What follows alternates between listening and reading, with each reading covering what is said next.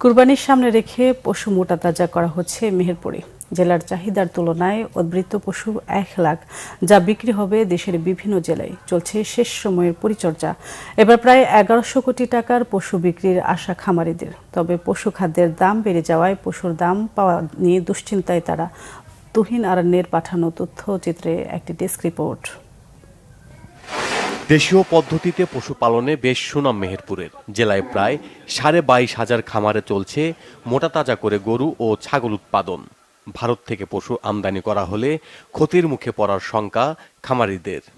কোরবানির টার্গেটে 10টা গরু এবছর রেডি করছি। তো আমার টার্গেট এই মুহূর্তে হয়তো আগামী কয়েক বছরের জন্য এই 10 থেকে 15টার মধ্যে আমি সীমাবদ্ধ থাকবো। বাইরের থেকে যদি গরু না আসে চোরাই পথে, তাহলে ইনশাল্লাহ আশা করছি প্রান্তিক খামারি যারা আছি তারা গরুর দাম ভালো পাবে। খামারিদের একটু সহযোগিতা করা হয়, তাহলে আমরা খামারিরা হয়তো কিছুটা সফলতা পেলেও পেতে পারি। ব্ল্যাক বেঙ্গল ছাগলের চাহিদা বেশি থাকায় এ ছাগল পালন করে লাভবান হচ্ছে অনেক খামারি। প্রথমে আমি একটা ছাগল কিনিলাম, ব্ল্যাক বেঙ্গল। এই ছাগল এখানে প্রতি বছরে 6 মাস পর পর 3ডি 2টো 4ডি করে বাচ্চা দেয়।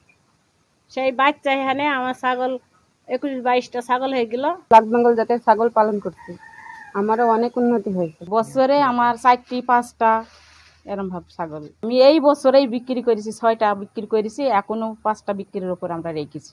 জেলায় 90,000 কোরবানির পশুর চাহিদা মিটিয়ে প্রায় 1 লাখ পশু যাবে ঢাকা, গাবতলী সহ দেশের বিভিন্ন জায়গায়। মেহেরপুর জেলা একটি প্রাণী সম্পদ সমৃদ্ধ জেলা। এখানে ব্ল্যাক বেঙ্গল গোট ছাগলও পাওয়া যায়। তো এই জন্য আমাদের হাসপাতালে অনেক রোগীর চাপ থাকে। এছাড়া আমরা বিভিন্ন খামার পরিদর্শন করি, সেখানে কোনো পরামর্শ থাকলে সেগুলো প্রদান করি। মেহেরপুরের জন্য প্রায় লক্ষাধিক পশু, গবাদি পশু কোরবানি হবে। এখানে প্রচুর পরিমাণে আপনারা জানেন যে গাড়লের একটা প্রচলন আছে, এখানে ভেড়াও আছে। জেলায় 1,520টি গরু, 1,31,059টি ব্ল্যাক বেঙ্গল ও যমুনাপাড়ি ছাগল সহ 59,461টি মহিষ এবং ভেড়া কোরবানির জন্য প্রস্তুত করা হয়েছে। Bangla vision news desk.